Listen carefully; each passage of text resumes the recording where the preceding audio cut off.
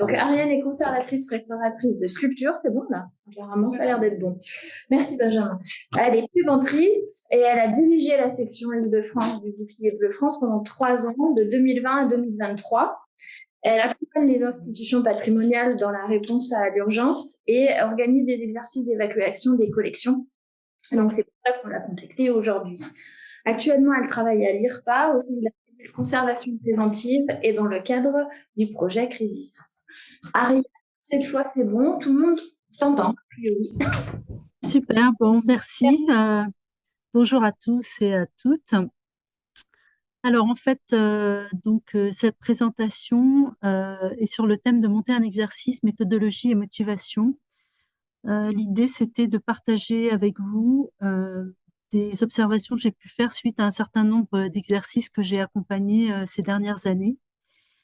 Et voilà, je voudrais vous faire part d'impressions qui ont mis en lumière des, des précisions sur la motivation des équipes. Ok. Donc ça, c'est le premier exercice de la section Île-de-France en 2020 au musée des Arts décoratifs de Paris. Et en fait, pendant toute cette présentation, je vais essentiellement parler de premier exercice car c'était quasiment toujours le cas pour tout le monde. Le montage de l'exercice, c'est un peu comme le montage d'une chasse au trésor, en fait, hein. Il est toujours organisé par une équipe restreinte qui prépare une mise en situation pour une équipe de stagiaires. Je vais passer de façon assez brève sur les étapes du montage d'un exercice d'évacuation des collections au sein d'un bâtiment patrimonial pour mettre en lumière des observations qu'on peut en tirer. Donc, cet exercice, on va devoir le mettre en place en choisissant un scénario. On va planifier en fonction des lieux, les zones de sinistre, une cellule de crise, des zones de repli. On va choisir des dates, donc une durée d'exercice. On va décider de ce qui va de qui participera à l'exercice. On va organiser les repas, les pauses, etc. Et la préparation nécessite en fait de se projeter de façon imaginaire dans une situation inédite. Le plus souvent, donc, les personnes qui vont participer à cet exercice se connaissent, au moins au sein des différents groupes que sont eh bien, l'équipe du musée ou l'équipe de la section du bouclier bleu impliquée. Donc, on a souvent une ou deux personnes en plus aussi qui sont associées à l'exercice euh, et qui sont des personnes que l'on va rencontrer euh, au cours, euh, au cours cette journée ou ces 2 jours qui sont consacrés à un exercice. Donc, ces détails sont importants en fait parce qu'ils vont participer à la motivation qui se crée autour d'une convivialité liée à l'exercice.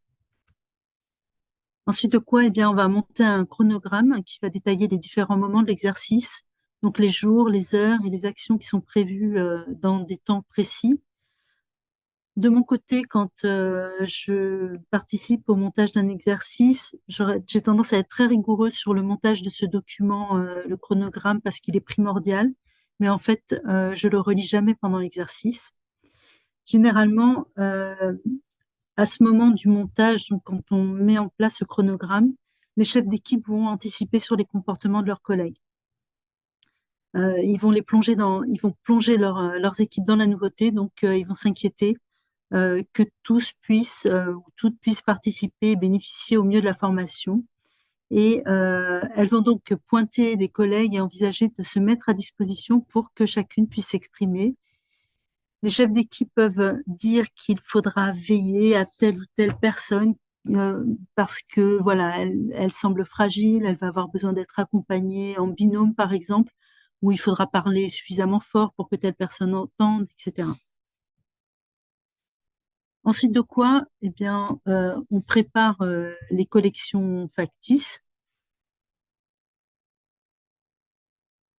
et puis on réunit le matériel, donc les collections sinistrées, bien sûr, et puis le matériel d'évacuation et de traitement d'urgence, ainsi que les équipements de protection individuelle.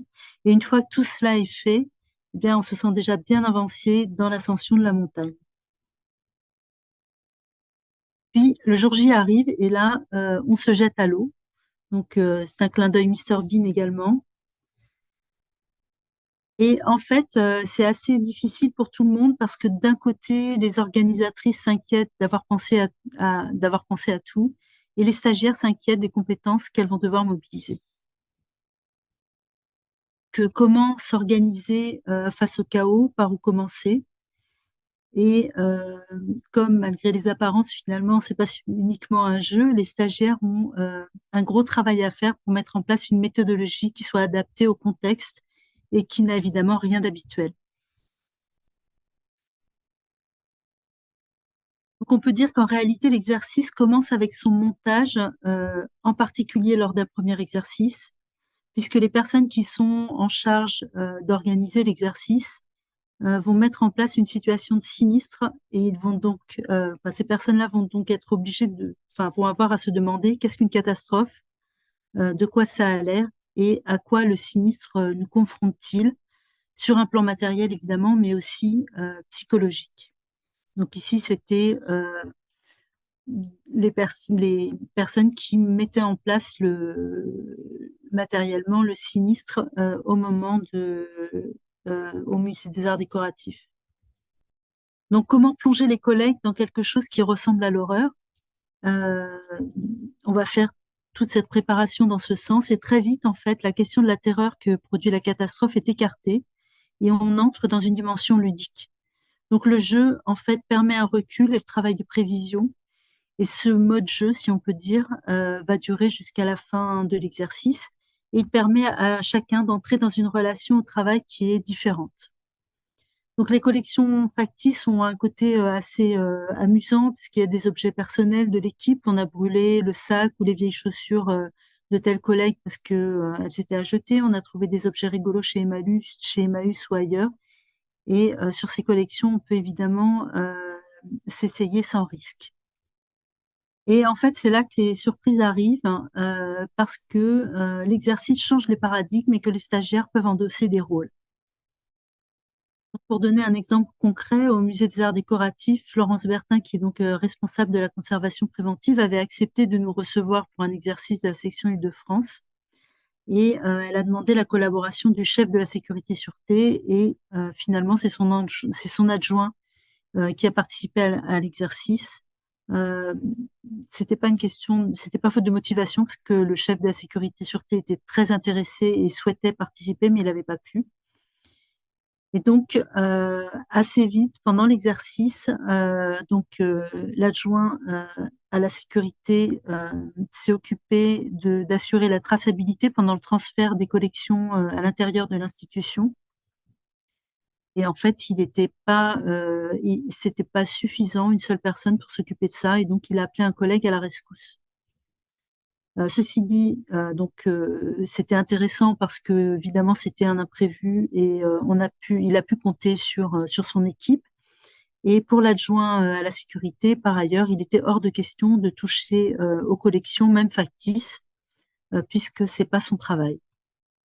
Puis lorsqu'on a montré les gestes de premier secours le lendemain, eh ben, il a mis la main à la pâte et il a été satisfait. Il a compris que peut-être si un sinistre se produit et que l'on a besoin de lui, il pourra participer à l'opération. Il a compris aussi que l'urgence, évidemment, n'est pas le quotidien. C'est clair, mais il est important de le rappeler. Et peut-être qu'on manquera de bras le jour du sinistre. Il avait toute sa place, en fait, dans cette préparation. Et un autre aspect vraiment important est que nous avons eu l'impression de mieux nous comprendre entre métiers différents. Ce sont des métiers qui sont très éloignés dans la pratique quotidienne et qui pourtant, évidemment, se réalisent dans le même contexte. Donc cette mise en valeur en fait de nos visions réciproques, euh, de la démonstration de nos gestes, le partage en fait de nos visions professionnelles a énormément renforcé le lien euh, et nous a permis de gagner en empathie. Donc là, c'est au Mobilier National où nous avons réalisé un exercice, c'était à l'automne dernier. Et donc là, la surprise est venue pendant l'exercice des personnes qui sont très habituées à manipuler et déplacer les collections. elles ont mal vécu en fait un moment de l'exercice parce qu'elles n'y trouvaient pas leur place. Donc la question était que pouvaient faire ces manutentionnaires pendant que les collègues évaluaient les collections sinistrées. En fait, ces personnes n'ont pas vraiment compris qu'il y avait une évaluation qui était en train de se produire et qu'il était important en fait d'aller au bout de cette phase avant que d'autres actions puissent être mises en place. Et donc la situation est devenue tellement tendue qu'il a fallu interrompre le cours de l'évaluation pour éviter des explosions. Donc en fait, c'est en cellule de crise que cette crise dans la crise en fait a été gérée et elle a permis d'éclaircir donc les différentes temporalités de l'évacuation. Donc l'échange a été productif. Il a permis de comprendre que tout le monde ne fait pas tout, que les rôles doivent être répartis. C'est d'ailleurs une personne du Mobilier National qui a pris le lead pour calmer un petit peu voilà, la colère qui montait et pour donner les éléments de compréhension. Et c'était aussi l'enseignement de la nécessité de s'appuyer sur des personnes référentes tout au long de la réponse au sinistre. Bien sûr, sont revenus sur le tapis bien la question de s'organiser et encore une fois de connaître les pratiques professionnelles des collègues et les fonctions de chacun. Donc, une fois le recadrage réalisé, donc par les stagiaires elles-mêmes, on a pu remotiver, disons, les personnes qui s'attendaient en fait à simplement réaliser leurs gestes habituels, à être guidées comme de simples exécutants. On était à peu près 25 sur cet exercice, donc ça a été compliqué pour les stagiaires de s'organiser et beaucoup n'ont pas apprécié d'avoir été livrées à elles-mêmes. Elles ont trouvé que c'était très inconfortable. Et en même temps, évidemment, elles ont considérablement appris des cafouillages et des difficultés auxquelles elles ont été confrontées. Par exemple, il y avait une personne qui prenait naturellement le lead, mais elle n'assumait pas tout à fait cette position. Et donc, elle doutait d'elle-même, elle doutait d'être à la bonne place. Et l'exercice a permis de comprendre en fait qu'il est absolument impératif, effectivement, que des personnes qui sont solides, capables de prendre des décisions et qui ont les compétences pour ça, euh, soient présentes pour qu'on puisse s'appuyer sur elles, sur leurs décisions. Puis un dernier exemple, c'est celui d'un exercice que on a organisé avec une équipe chargée des collections dans un musée dans l'Est. Et donc là, on avait deux personnes qui étaient très réservées et qui ont complètement changé. Elles se sont impliquées de façon très affirmée, ont posé des questions devant tout le monde et discuté d'aspects techniques pointus en assumant complètement leur savoir, mais aussi leurs lacunes.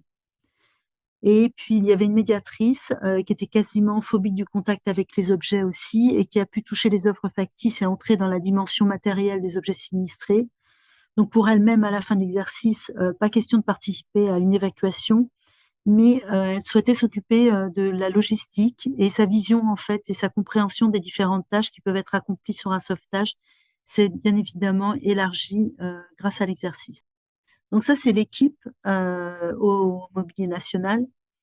En conclusion, on peut dire que ces exercices ont montré qu'ils permettent aux stagiaires de jouer un rôle, enfin, ils leur permettent d'avoir le choix en fait entre jouer un rôle et où, j'ai envie de dire, affirmer leur propre personnalité. On enrichit la connaissance que nous avons les uns des autres et ça change la vision du travail en équipe. Donc là, de ce côté-là, on peut dire qu'il y a une amélioration. Ce sont les relations entre les personnes qui changent au moins, en tout cas, le temps de l'exercice. Après, moi, je peux pas savoir si c'est durable ou pas, puisque je suis extérieure à ces équipes. J'ai l'expérience de l'équipe de la section Île-de-France qui, en tout cas, a toujours présenté une grande réactivité et une grande motivation pour pour tout ce qu'on a pu mettre en place. Et je pense que le fait d'avoir travaillé ensemble sur des exercices change, en tout cas, moi, la relation que j'ai avec ces personnes-là, puisque je suis plus dans cette fonction, de délégué de section. Donc, qu'est-ce qui permet tout ça? Est-ce que c'est le partage des compétences? Est-ce que c'est le croisement des spécialités professionnelles, qui apparaît lors de ces exercices et qui va donner confiance? En fait, on est tous et toutes sollicités avec nos savoir-faire. Et donc, selon que l'on est spécialiste en histoire de l'art, en conditionnement, en gestion du matériel, en conservation-restauration, en assurance, en base de données, en inventaire, en logistique, etc. En fait, on va se rendre compte sur l'exercice, on est tous nécessaires euh, dans le contexte du sinistre. Donc en fait, sur un exercice, ce qui se passe, c'est que les personnes se trouvent face à des tâches qu'elles ne savent pas faire. Donc c'est le cas de tout le monde à un moment donné, on fait la chasse aux compétences. On cherche de la ressource en permanence et cela nous donne une autre façon d'être avec les collègues. On demande de l'aide pour évaluer, manipuler, accélérer un séchage, assurer la traçabilité, etc. Et on est aussi dans un contexte où il n'y a pas une seule personne sachante, c'est plutôt que chacun va apporter sa petite pierre à l'édifice et que toutes les personnes ont une part de savoir à apporter dans la réponse au sinistre. Donc là, en fait, il y a plus de hiérarchie, parce que fournir une rallonge ou des serpillères, c'est reconnu comme tout aussi important que le reste.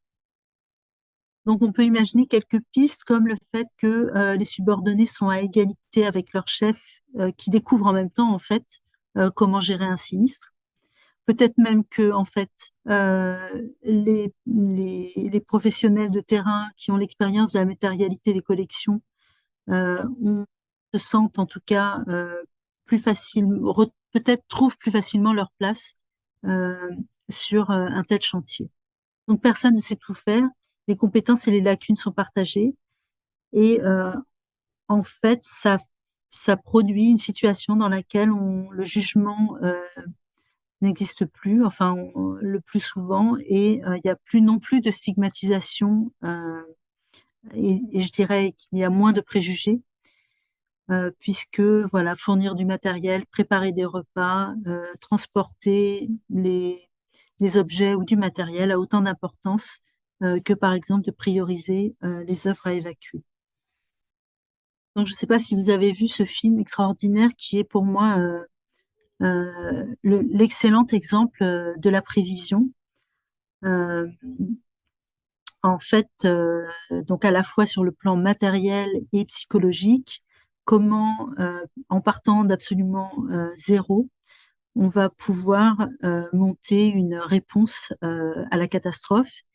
Et c'est intéressant parce que la dimension aussi psychologique et le changement euh, de mentalité par rapport voilà, à un contexte et les relations entre les personnes changent.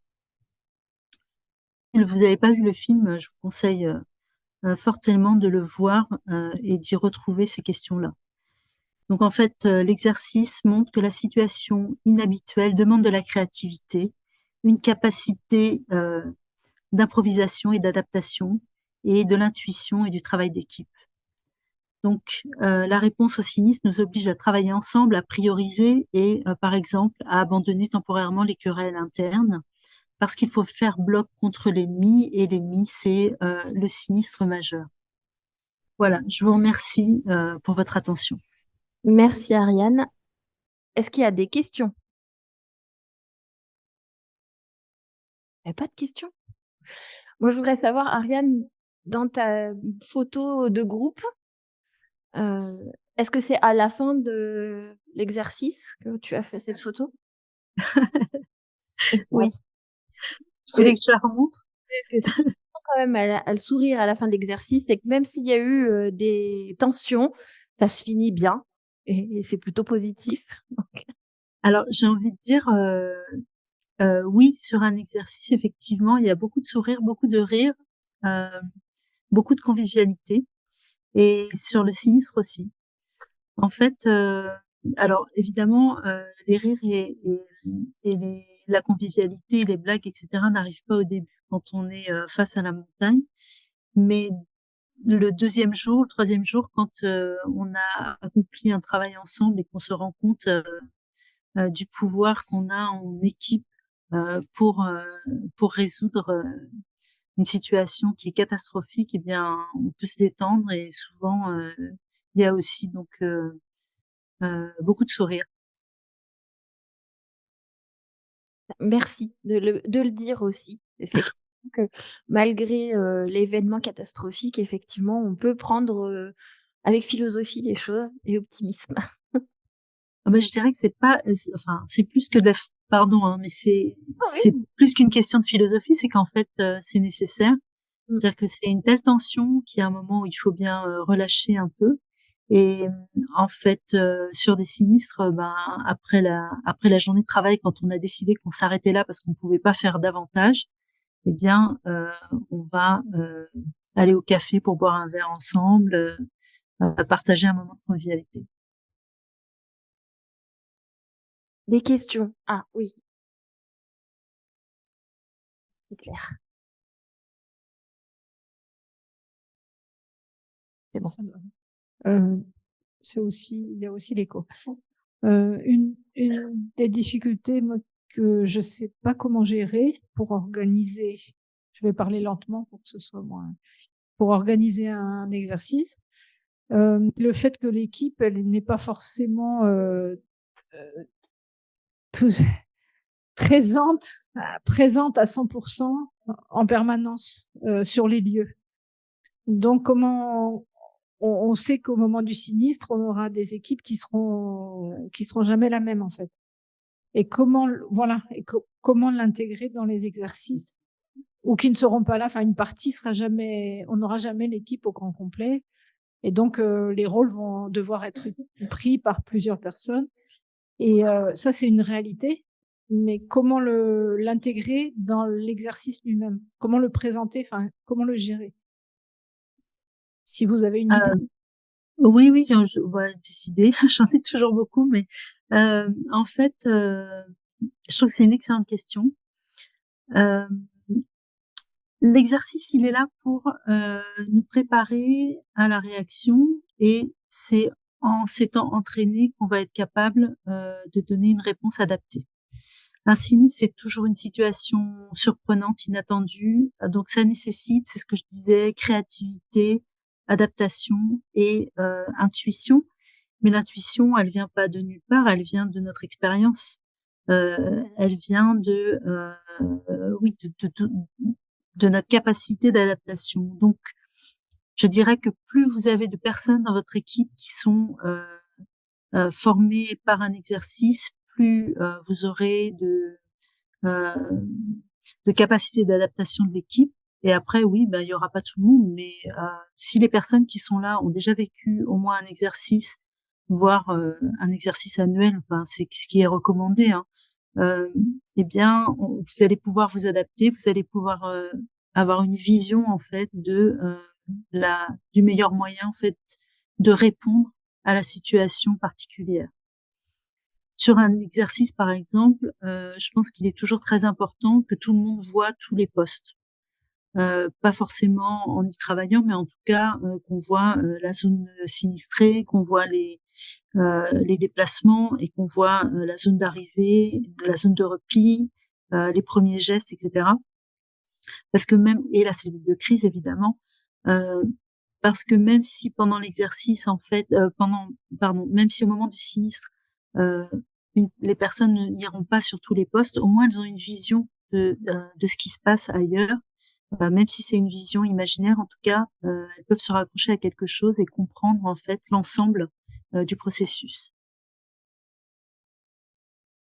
Ouais, D'accord. j'espère avoir répondu. Merci. Peut-être si je peux me permettre de compléter ce qu'Ariane vient de dire. C'est vrai qu'on n'a pas commencé par là, mais on aurait pu ce matin. La devise du bouclier bleu, c'est qu'un sinistre intervient toujours un 15 août à 15h, au moment où il y a personne, et surtout pas les personnes qui sont formées ou qui sont peut-être potentiellement capables d'évacuer, etc. On l'a vu avec Ariane, il y a pas plus tard qu'il y a 2 semaines, on est intervenu sur un sinistre qui est intervenu le jour où la conservatrice était en formation à l'autre bout de la France et où ses équipes se sont retrouvées seules face à une fuite de canalisation d'eau. Donc c'est aussi dans ce sens-là où ce que dit Ariane est très important, c'est que non seulement il faut, quand on pense à un exercice, à intégrer la totalité des équipes, C'est pas parce que la personne est agent d'accueil ou c'est pas parce que la personne est agent de sécurité qu'elle n'aura pas à intervenir, sur un sinistre et au contraire, il ne faut pas qu'elle s'interdise d'intervenir sur un sinistre parce qu'elle ne se sentirait pas à l'aise ou parce qu'elle ne se sentirait pas à sa place et c'est en ça que les exercices sont très importants et c'est aussi très important de, comme dit Ariane, d'échanger les rôles et de faire tourner. C'est-à-dire que, moi je trouve très, très important et voire même crucial que les personnes qui fassent de la manipulation d'objets pendant des exercices ne sont pas forcément des régisseurs ou des responsables de collection ou, voilà. Parce qu'en fait, à un moment donné, c'est en mettant aussi les mains, dans l'eau, dans la boue et dans les bacs qu'on apprend, qu'on se rend compte et ça les met en confiance et ça leur apprend à réagir. C'est-à-dire que le jour où il y aura un problème, et il faut bien se mettre dans l'idée que malheureusement, on l'a vu tout à l'heure, hein, il y en a un tous les 8 jours de déclarés. Donc le jour où il y a un problème, c'est aussi sur ces personnes-là qu'on peut compter parce qu'à un moment donné, elles se seront senties investies, en fait.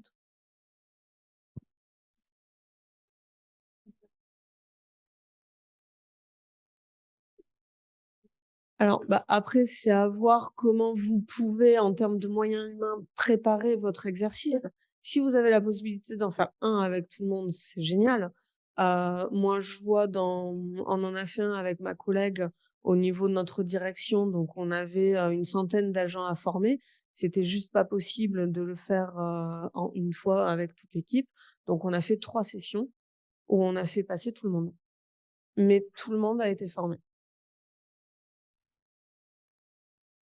Si je peux me permettre de compléter aussi, ce qu'il pense avoir en tête, c'est le fait que l'exercice que vous allez faire, le scénario de l'exercice que vous allez faire, il est probable que ça ne corresponde jamais au sinistre que vous aurez rencontré. Parce que du coup, voilà, le hasard fait que généralement, ça se passe jamais comme on l'a prévu ou comme on l'a préparé. Donc, l'intérêt aussi, c'est de multiplier les exercices et de multiplier les cas de figure pour justement avoir aussi dans son entraînement un panel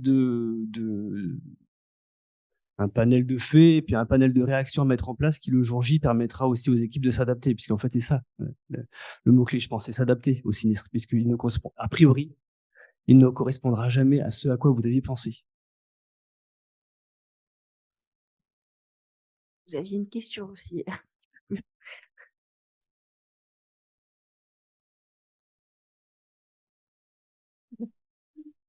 Oui, bonjour. Imaginons un cas où, en fait, il n'y a dans l'équipe qu'une ou deux personnes, ce qui est le cas de l'établissement où je travaille, qui formait, qui mobilisait dans le cas d'un sinistre. C'est une bonne question. J'ai fait l'exercice que j'ai fait là dans l'Est, c'était avec une petite équipe, ils étaient 4 ou 5 et ils m'ont dit: «Est-ce qu'on peut faire un exercice à 4 ou 5?» Et oui, bien sûr. J'ai envie de dire, vous pouvez faire un exercice à 2, vous pouvez faire un exercice tout seul, c'est plus compliqué, mais vous pouvez mutualiser en fait. L'idée, c'est dans ce cas-là, de voir quelles sont les institutions autour de vous qui pourraient être intéressées par le montage d'un exercice et qui pourraient le faire avec vous, soit dans votre propre institution, soit dans une des leurs. Je pense que même si c'est pas dans votre contexte à vous, le fait d'avoir participé à un exercice va beaucoup vous aider.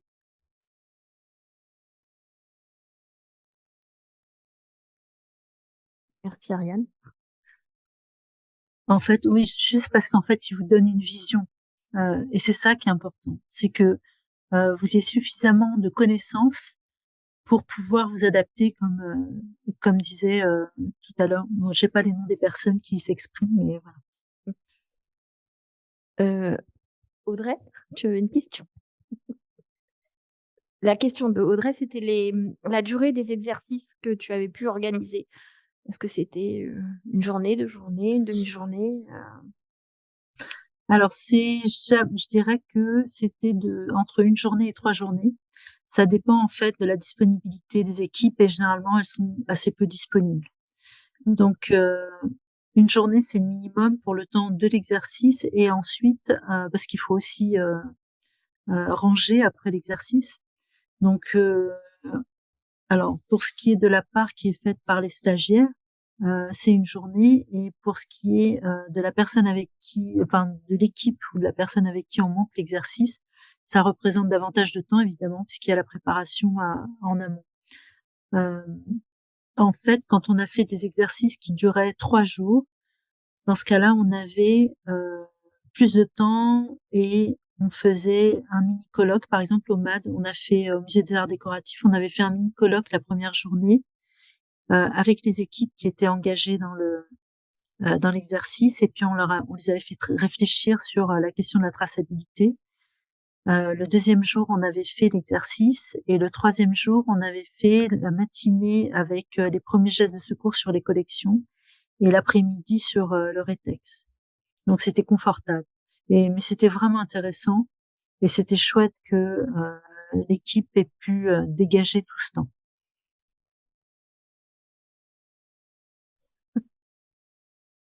Pas d'autres questions?